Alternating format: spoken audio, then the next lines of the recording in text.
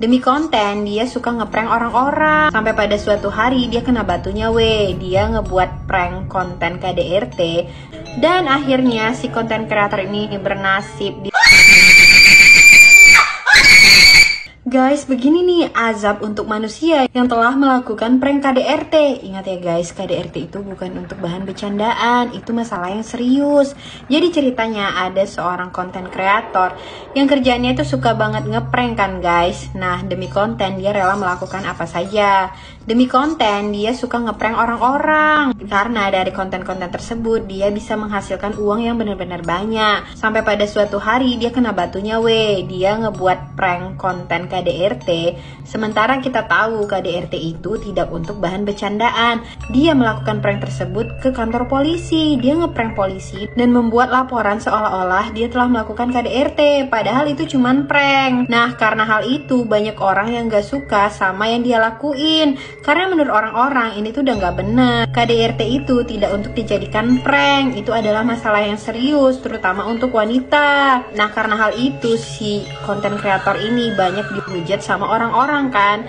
Nah, karena udah dihujat sama banyak orang, akhirnya dia pun melakukan klarifikasi dan minta maaf. Katanya dia bersama istrinya itu benar-benar khilaf. Sini dia mau minta maaf kan. Tapi ternyata nggak semua orang memaafkan si konten kreator ini. Banyak orang yang benar-benar benci karena kontennya tersebut. Nah, salah satunya adalah si kakek dan si cucunya ini. Mereka berdua benar-benar gak suka sama si konten kreator ini.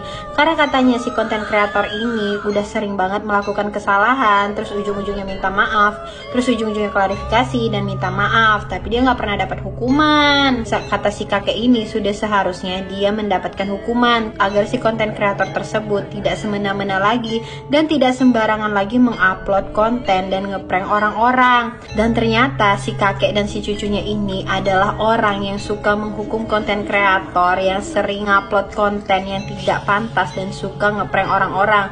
Sudah banyak banget orang yang mereka hukum karena melakukan prank dan mengupload konten yang gak benar. Jadi kali ini mereka mau menghukum orang yang sudah ngupload konten prank KDRT tersebut. Nah, di lain sisi si konten kreator tadi yang sudah merasa minta maaf dan ngerasa kalau dia itu udah gak salah lagi, dia sedang mencari ide untuk membuat video baru kan. Nah, dia sedang mencari yang viral-viral weh. Tapi saat ini gak ada lagi hal viral yang belum dia jadikan konten. Nah, karena buntu dan gak tahu lagi mau buat konten apa, akhirnya dia membuat konten untuk berbagi-bagi uang ke para pemulung. Katanya dari konten berbagi ke para pemulung itu dia bisa menghasilkan uang yang benar-benar banyak. Sedangkan uang yang dia kasih ke pemulung tersebut gak sebanding dengan hasil uang yang dia dapatkan dari konten tersebut. Nah, akhirnya dia bersama kameramennya pergi tuh ke jalanan untuk mencari pemulung. Nah, ternyata dia ketemu sama pemulung yang ternyata pemulungnya itu adalah kakek-kakek tadi yang mau menghukum dia. Nah, di situ sebenarnya si konten kreator ini berniat baik kan, dia mau ngasih uang ke si kakek itu. Tapi ya dia mau ngasih uangnya itu di videoin dan dijadikan konten. Nah, pas dia mau ngasih uang, tiba-tiba si kakek itu marah dan mukanya langsung berubah jadi hal yang menyeramkan kayak gini. Muka si kakek itu tiba-tiba berubah menjadi monster yang menyeramkan.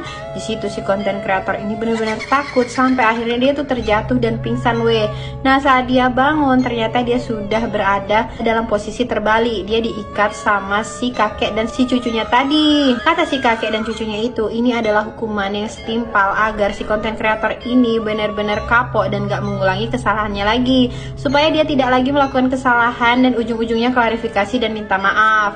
Dan akhirnya si konten kreator ini bernasib dihukum, digantung terbalik sama si kakek dan si cucunya tadi. Sejak hari itu si konten kreator ini benar-benar kapok dia nggak sembarangan lagi ngepost konten secara sembarangan. Nah, ini dijadikan pelajaran ya untuk kalian, untuk tidak sembarangan ngeprank orang-orang, karena belum tentu orang yang kita prank itu senang dengan prank kita. Jadi dijadikan pelajaran ya. Kalian ada nggak cerita yang sama dengan cerita seperti ini? Kalau ada, tulis di kolom komentar ya.